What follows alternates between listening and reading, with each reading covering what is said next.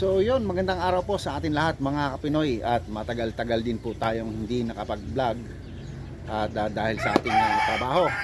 Pero nandito na po ang inyong lingkod at nagbibigay ulit tayo ng magandang mga tips at mag-update po ako sa inyo sa ating mga alaga.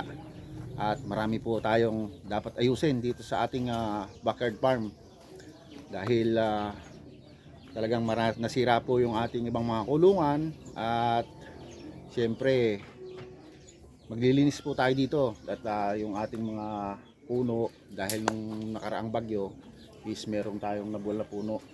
So unti-unti mga Pinoy is i-recover natin ulit yung ating backyard farm. Kung alin yung nasimulan natin is papatuloy pa natin mga Pinoy, at makikita ninyo yung pagbabago dito sa ating small backyard farm.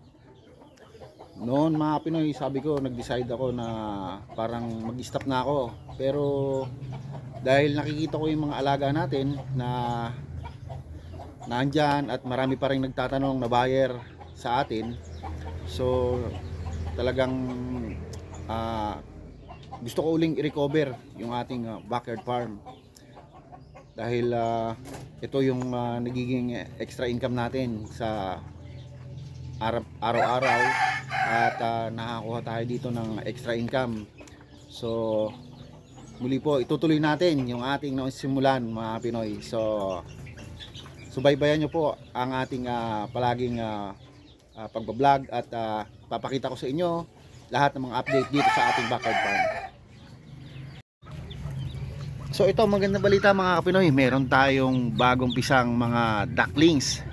So 14 pieces, at meron tayong isang sisiw, ayun, sisiw na native. Ando, nagtatago mga Pinoy, ayun, nag-iisa lang siya dyan. Ito natin, ayun, naiwan kasi ito mga Pinoy, sa tingin ko darag ito, ayan, nag-iisa, ayan, kasi may umiitlog na darag dyan. Nagpawala po kasi tayo ng mga darag mga Pinoy. Ayun pa, naglilimlim yung mga ating mga darag na yan. Mga nagtatanong po kung naglilimlim po ang darag, ayan po, isa po yan sa patunay mga Kapinoy.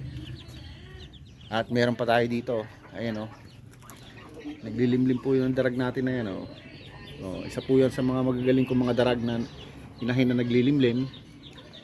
Ayan po, sa mga nagtatanong, ayan po, tapos ito naman yung ating mga bibe. Ayan, mga rare color natin ng bibe. Ayan po, gray sa black. Masisipag pong mag-itlog yung mga yan.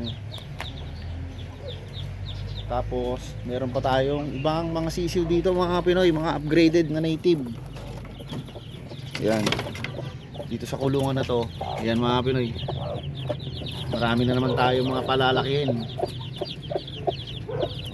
Pwede po to pang ulam. Kung may maghahanap, kung mayroong magtatanong at gustong bumili, bebenta rin natin yan mga Pinoy. Pero hanggang to lang pang buyer, keep natin yan, palalakihin natin para pwede natin yung pang ulam. So upgraded native yan, marami po yan, mga 11 siguro yan mga Pinoy na malalaking lahi. Ito pong nanay nila, malaki po yan. Yan po yung lahi ng aming chocolate Orpington na upgraded native. Yan, kaya po ganyan kalaki, masipag po itong maglimlim. Yung mga Orpington po na pure, hindi po yung naglilimlim mga Pinoy. Ito po, upgraded na po ito, kaya po masipag maglimlim to. Tatay po nito is native. Ayun, pakain tayo. Pakain tayo na ating mga bibe. Kahit nagpakain na kanina, magpapakain pa tayo ulit.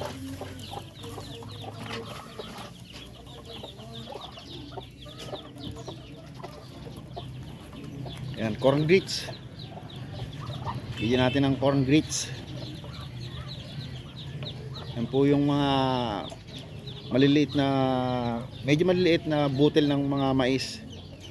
Tapos may mga iba pa tayo mga darag dyan na nakakawala. Ayun, tulad nun, yung rooster. Tapos meron doon sa ilalim. Yun, hulihin ko yung native na yun kanina, kaya lang nakawala mga Pinoy. Gagawin ko sanang pantinola. Yung isa na yun, yung kulay dilaw. So pag nahuli, tinola siya. Pero pag hindi, kaya muna natin. Kasi nangingitlog yan, may mga itlog yan dito mga Pinoy. Andito sa kabila, kabilang itlogan. Ayan o. Marami din kasi itong itlog, hindi ko lang nahuli kanina. Ayan o. So tapos may mga sisiw pa tayo dito, mga darag. Ayan o. Tapos dito sa kabila, yan, may mga sisiw pa tayo dito. Yan. Tapos dito rin sa kabila, yan mga Pinoy, medyo malalaki na to. Yan. Upgraded po yung dalawa dyan. Tapos yung dalawa pure na darag. Anak po to ni Gray. Yan. Yan, meron pa tayo dito mga Pinoy, isang rooster na darag oh. Ngayon pa ibang mga darag natin.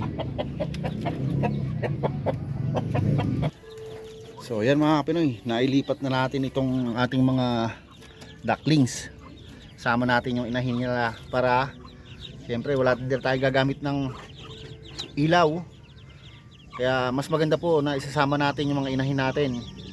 Pag ibababa na po natin yung ating mga sisiw, siyempre lagyan natin ng pagkain. Yan. Saka po siyempre importante tubig. Yan. So 14 pieces po na magagandang mga ducklings, mga rare color.